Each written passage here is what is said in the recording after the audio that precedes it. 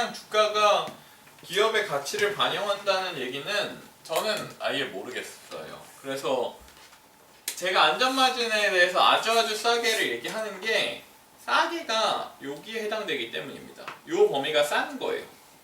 왜냐면 싸잖아요. 그쵸? 아주 싸게는 요 밑에 범위에 해당되는. 제가 생각했을 때 그냥 제일 안전한 투자는 여기서 투자를 해서 요 정도에서 파는 거예요. 무슨 말인지 알겠죠?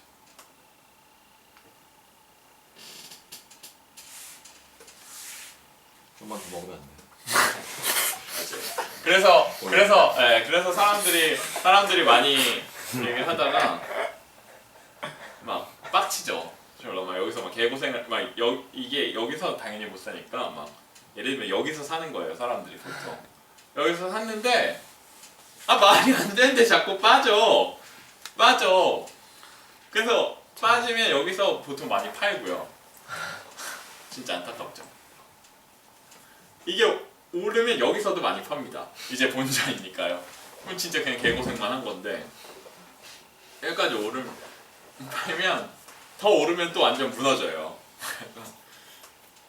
근데 저는 이 구간이 맞다라고 생각을 하고요. 그러니까 이 구간이 맞다고 생각하는 게 다른 기업을 이제 요걸 먹는 게 아니라 다른 기업에 가서 또 이 구간을 먹고 다른 기업에 가서 이 구간을 먹는 방식이 요거를 좀 더 여기까지 먹는 것보다 안전할 거라고 생각하는 겁니다. 이 얘기는 무슨 얘기인지 알죠? 다른 기업.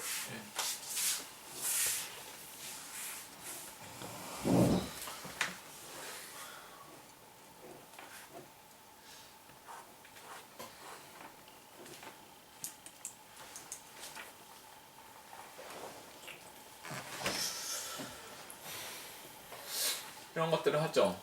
여기서 당신은 모든 것으로부터 추론을 하게 되고 그런 것들입니다.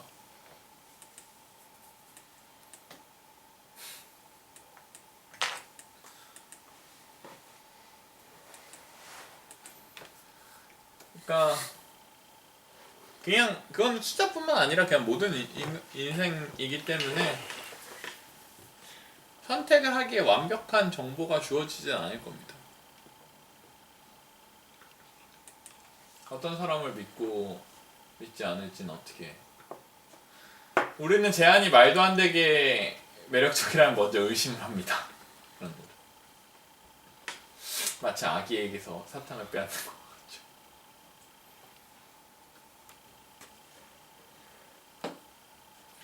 그들이 어떤 말을 하면서 크게 쉬우면서 이것은 아주 쉬웁니다라고 한다면 그것은 아주 쉬운 일이 아닙니다.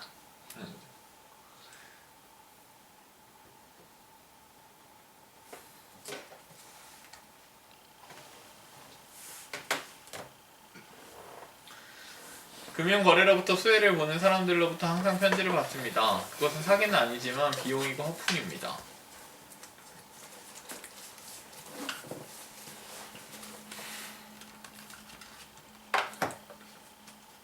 사람들이 주식시장에서 돈을 기본적으로 잃는 가장 큰 이유도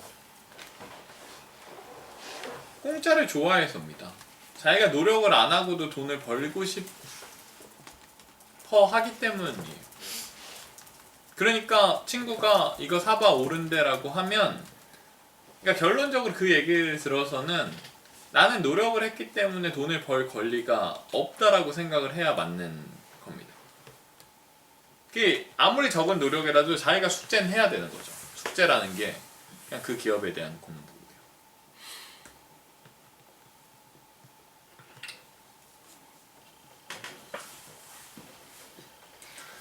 대중을 따라가는 습관을 어떻게 고를 수 있나요? 현명한 투자자를 읽어라. 여기서 나오니까 제가 계속 강조를 하고 있는 거죠. 주식을 기업의 일부라고 생각해라 라고 제발 하는 겁니다. 그리고 당신을 가르치기 위해서가 아니라 당신에게 기회를 제공하기 위해서라는 게 시장이 옳다라는 생각을 하지 말라. 항상 안전마진을 가져라. 어떻게 잘못된 판단을 할 수 있을까요?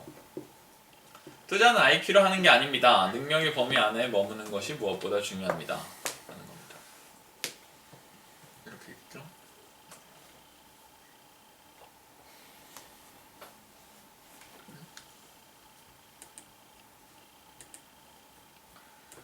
투자에서 확신이 얼마나 중요한가요?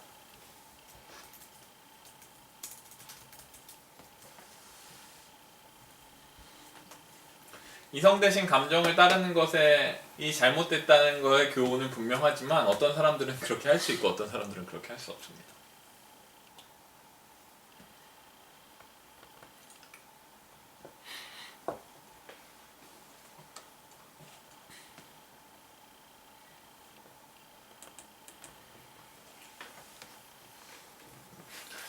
당신의 인생에서 전략을 버리고 싶은 욕망에 빠진 적이 있나요? 없습니다.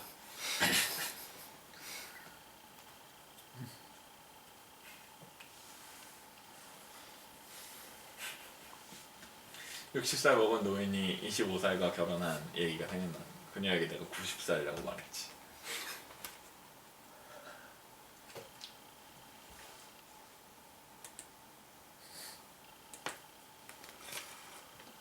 투자 기준을 바뀐 적이 있나요? 저는 아니라고 생각합니다. 그래도 뭐 100% 확신할 수는 없네요.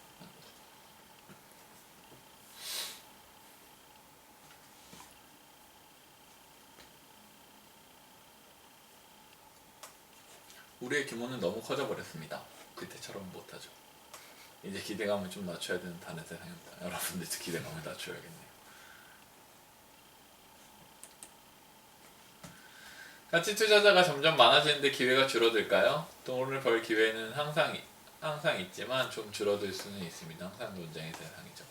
언제나 남들보다 잘할 수 있는 기회가 있습니다. 사람들은 항상 같은 실수를 반복하니까요.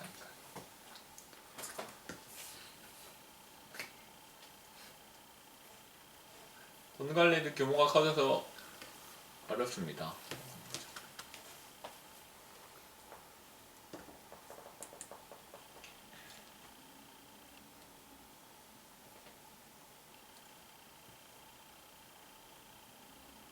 하고 싶을 때 하는 걸 한다. 그들에게 가장 존경하는 사람들이랑 위해서 일하라고 했다고 해요. 그래서 애들이 직장을 많이 그만뒀다고 합니다.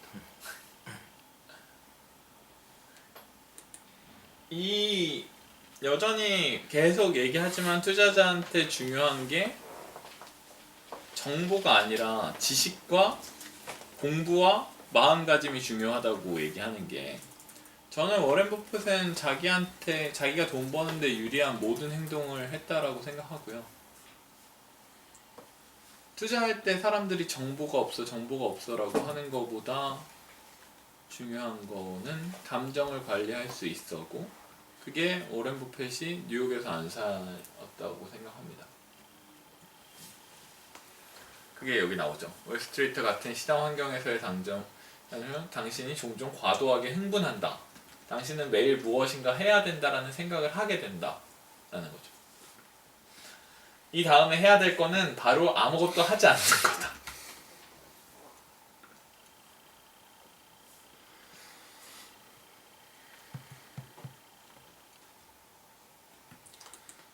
소음을 걸러내는 거에 대한 중요성은, 양식을 넘어서기 위해는 지혜로운 것을 인식하는 것보다 어리석은 것을 걸러낼 수 있어야 된다.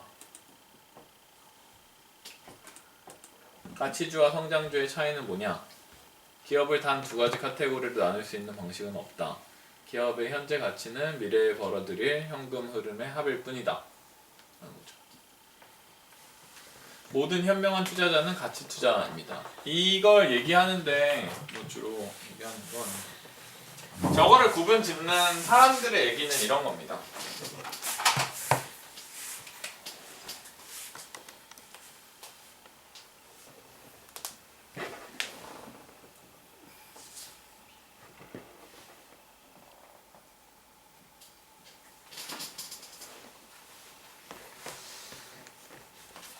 PER이랑 성장률이 제가 계속 얘기했지만 어느 정도 비례관계라고 얘기를 하고 있죠. 근데 이런 거랑 달리 사람들은 이렇게 이렇게 나눠서 이거를 성장주라고 합니다.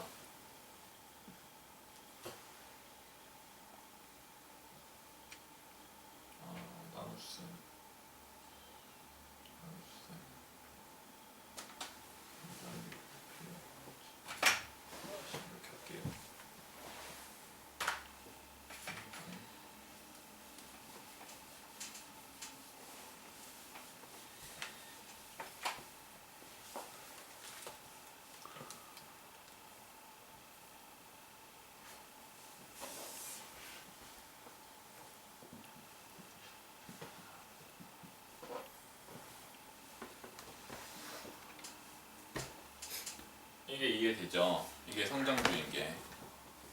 그리고 여기는 그래프가 이렇게 있는 거고요. 그렇죠? 이거를 보통 가치주라고 합니다. 성장주는 상승가 이게 증가폭이 큰 게 성장주고요. 가치주는 이거라고 얘기를 하는데요. 그냥 지네 맘대로 쓰는 용어입니다. 저는 가치주나 성장주냐에서 뭐에 투자를 하냐고 생각을 하면 그냥 이게 나은 거 아니냐라고 얘기.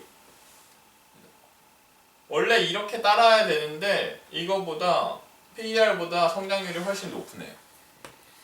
제가 회계 분석에서도 얘기를 하지만 회계 분석에서 회계를 돌린 다음에 이 회계를 돌리는 이유는 평균을 찾기 위함이고 투자를 할 때는 우리는 평균을 찾고 싶으면 인덱스를 하면 되고요. 평균에서 벗어나고 싶으면 평균을 무시해야 됩니다. 평균을 찾는 게 아니라 가장 아웃라이어가 뭔지, 가장 특별한 애가 뭔지를 찾아야 되니까요. 여기서는 가치주냐 성장주냐로 애들이 막 싸우고 있으면 그냥 자리를 일어나서 옆으로 간 다음에 워렌 버핏 책을 좀 더 읽으면 되는 거예요. 가치주이면서 성장주인 거 사면 안 되냐라고 물어보면 되는 거죠. 니네 둘이 꼭 싸워야겠니? 친하게 지내면 안 되고 라고 하는 거죠. 그래서 워렌 버핏은 가치 투자라는 말을 안 씁니다. 왜냐하면 투자라는 단어가 워렌 버핏이 생각하기에 가치를 계산한 투자고, 그래서 동어 반복이라는 얘기고요. 그래서 워렌 버핏은 가치 투자가 아닌 거를 투기라고 얘기를 하는 거죠.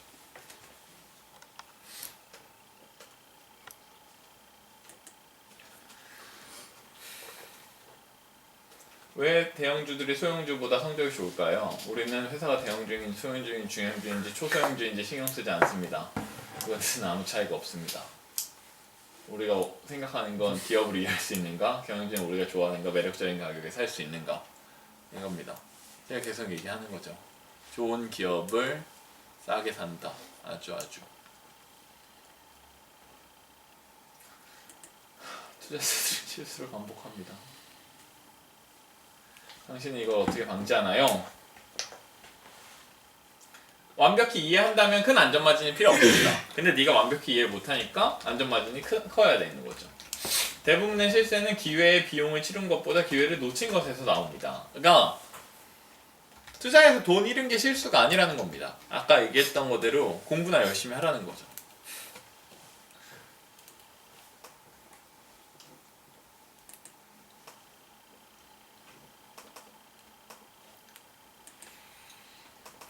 주식에 대한 기대 수익률은 얼마로 보냐?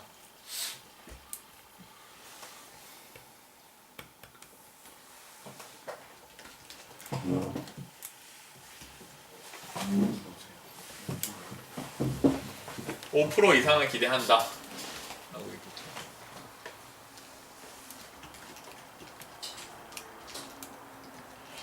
당신은 포트폴리오의 개별 종목을 얼마나 자주 리뷰하나요? 라고 했습니다. 두 단계를 구분합니다. 돈이 아이디어보다 많았던 시기랑 아이디어보다 돈이 많은 시기. 계속 지속하는 거지 뭐 일간, 주간, 월간으로 수행하는 행동이 아니다. 그냥 맨날 하는 거다라는 얘기고.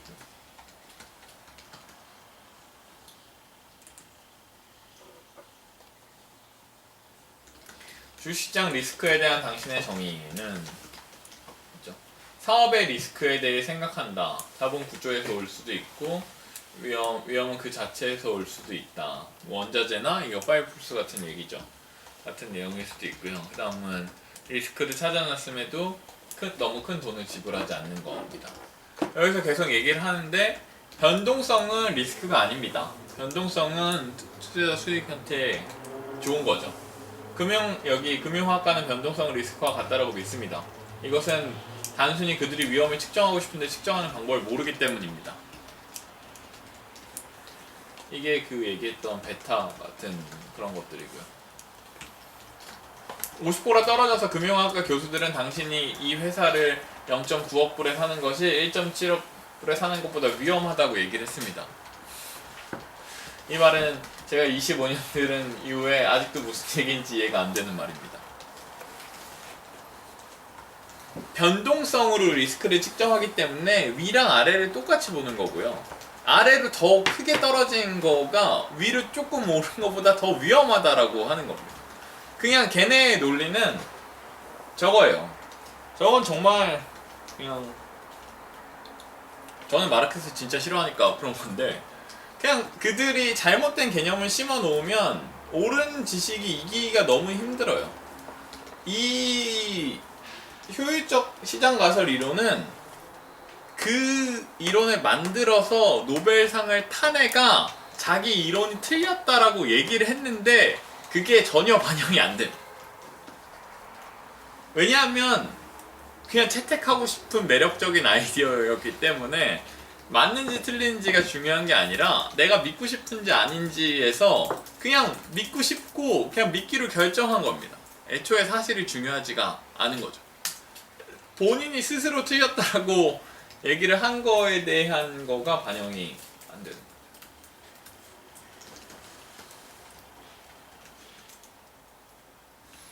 당신이 코카콜라 주식을 하루나 일주일만 보유한다면 매우 위험할 수도 있지만 5에서 10년 정도 보유할 거라면 아마도 리스크가 거의 없을 겁니다.